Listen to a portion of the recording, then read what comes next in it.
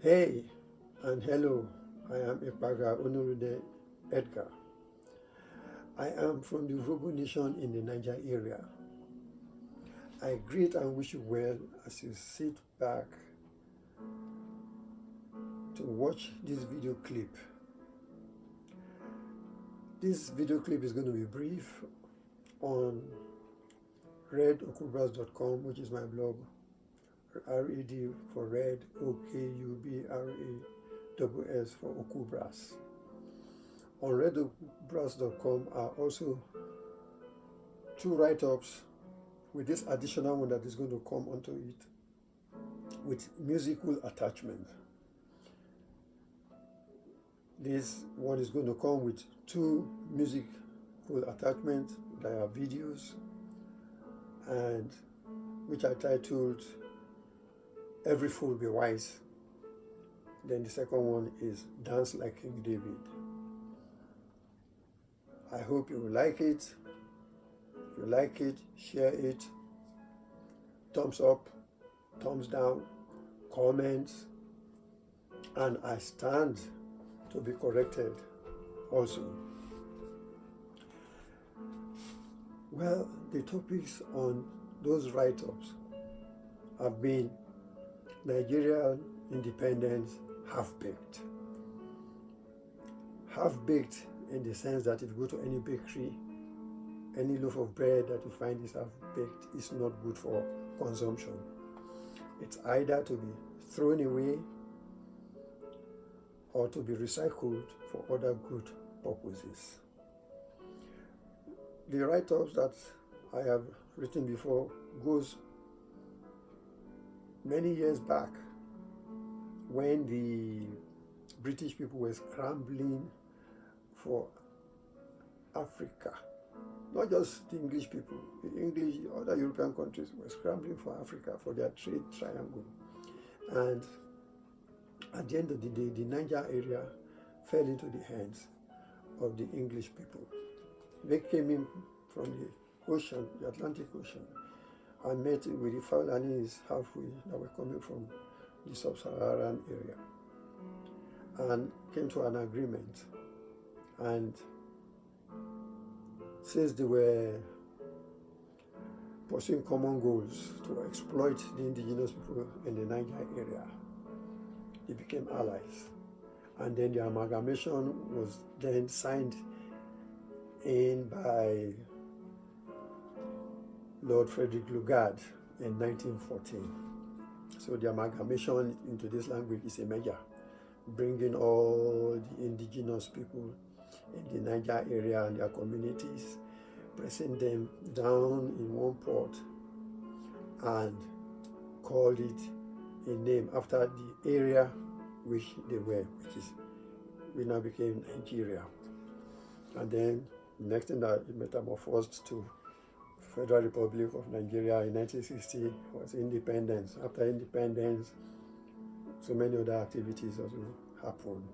Coup plots, patrol government, lawlessness, and the Fulani were also doing and undoing in their menace to have a space in the area. Since the British left them to do and undo, they also left some serious arithmetic behind, adding the Fulani to the indigenous people to get us the unity. And I liken it to be like this: 501 plus 1 will give you 1, or to 1.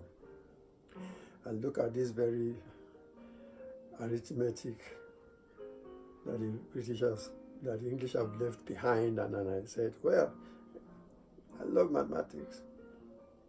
It is a composite subject. I also had to learn it to juggle my brain. I said, okay, subtract 1 on one side and then 1 on the other side. By the time you do that, you're going to get 501 is equal to 0. That means on the 0 side, unity has gone overboard. On this side, the one that is here, the Fulani, they have been also thrown overboard, leaving the indigenous people on their own. Leaving them on their own means they cannot be in a vacuum. So they have to form their governments, build their economy, and grow, and also build their security system, in fact, a defense system to protect their territorial integrity that is naturally bordered,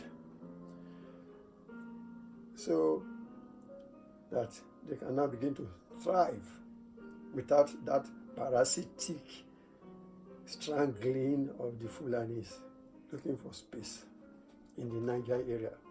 The Fulanis have no space in the Niger area. They have no space. And how are we going to work that out? Figure it out. Well, I did some bit of brain juggling as well. From that story of feeding the good and the bad, the story that was told to a small boy, that there are two elephants in fighting. One is good, one is bad. And the boy asked, who is going to win? And he was told that is the one that you feed. And that one brought me to another reasoning that a friend told me, that if you want to solve any problem,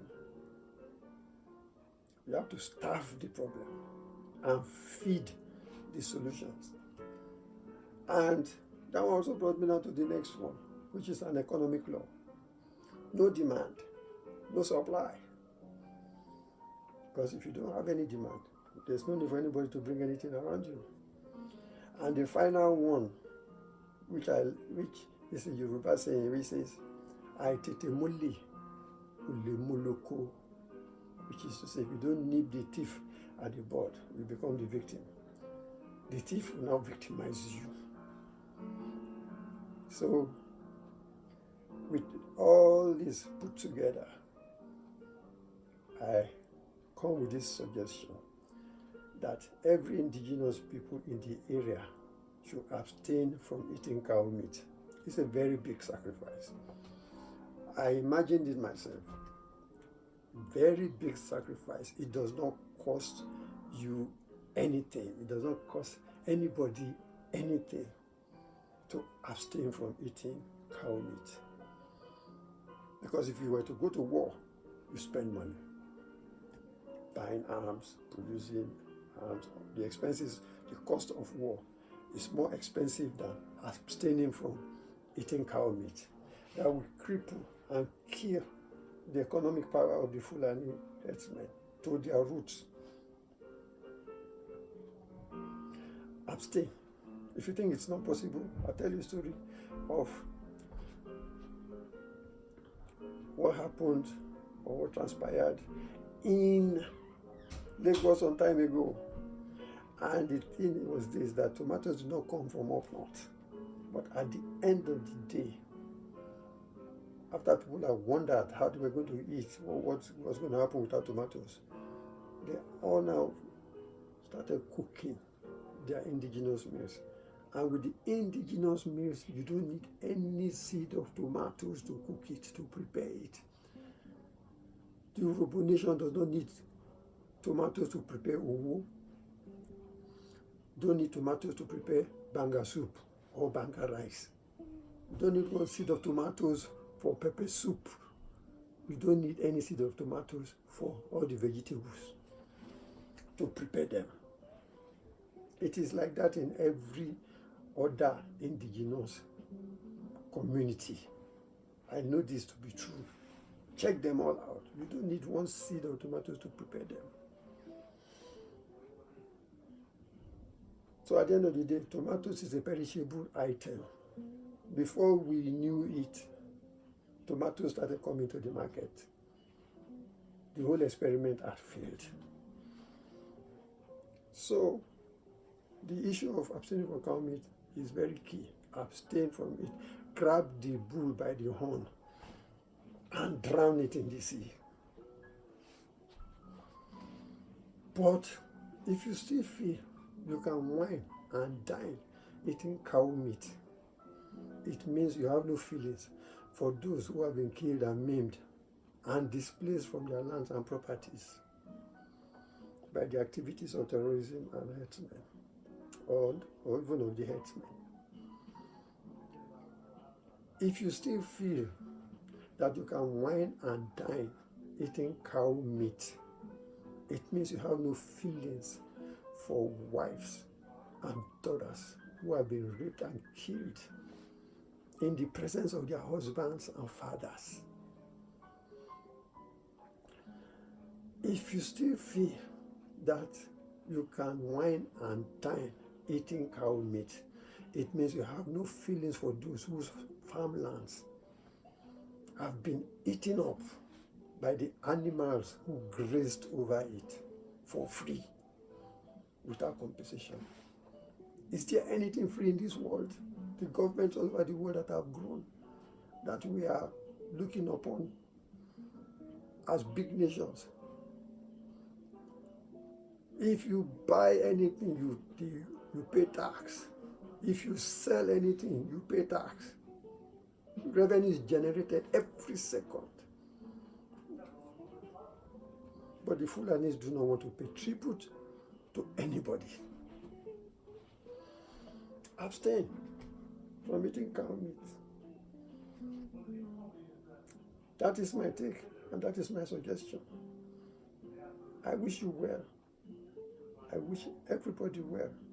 This video is not to pull anybody down, or to pull any nation down, or to put any people down, but for the love of fellow human beings, and also in pursuit of the Charter for Peace by the United Nations, I am also doing this video clip. God bless you, and God bless every indigenous people in the Niger area.